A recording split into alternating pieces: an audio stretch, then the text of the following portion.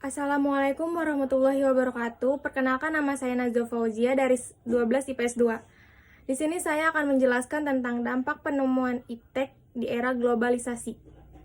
Pengaruh globalisasi di berbagai bidang. Menurut Tiklar, pengaruh globalisasi meliputi 3 bidang, yaitu bidang ekonomi, politik, dan keamanan, serta bidang sosial budaya. Dalam bidang ekonomi, globalisasi memengaruhi peraturan-peraturan dan produksi. Dalam bidang politik dan keamanan, globalisasi memengaruhi konsentrasi dan penerapan aplikasi kekuasaan.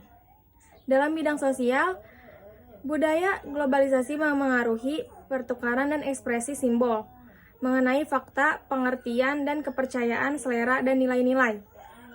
Dalam hal mal global, di seluruh kota besar di dunia, misalnya terbentuk citra tempat perbelanjaan yang menyediakan komoditas yang sama.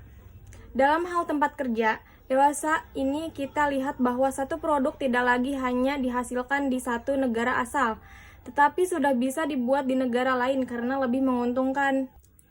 Dalam hal keuangan, pesatnya kemajuan bisnis juga mendorong lahirnya mekanisme keuangan global yang bisa disebut money without a home, atau uang tanpa kewarganegaraan.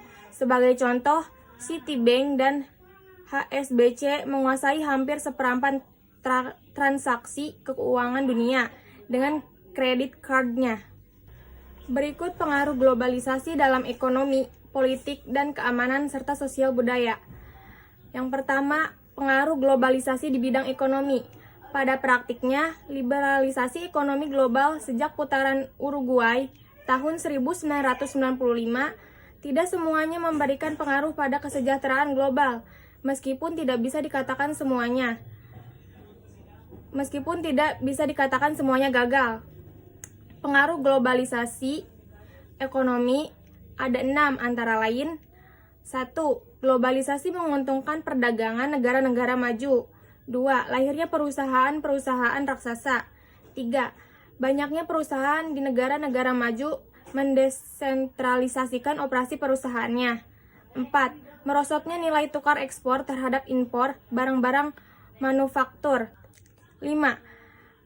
Implementasi GATT dan GATS menyebabkan kekuatan tawar-menawar negara-negara sedang berkembang semakin lemah. 6. Pasar uang global yang dikendalikan oleh pemilik modal ataupun lembaga-lembaga keuangan negara-negara maju menyebabkan nilai tukar mata uang negara-negara sedang berkembang terus merosot. Yang kedua, ada pengaruh globalisasi di bidang politik dan keamanan. Beberapa pengaruh globalisasi di bidang politik dan keamanan ada 5, yaitu: 1. Kekuasaan pemerintah. Negara terancam melemah oleh perkembangan perusahaan-perusahaan global, ekonomi global, dan budaya global. 2.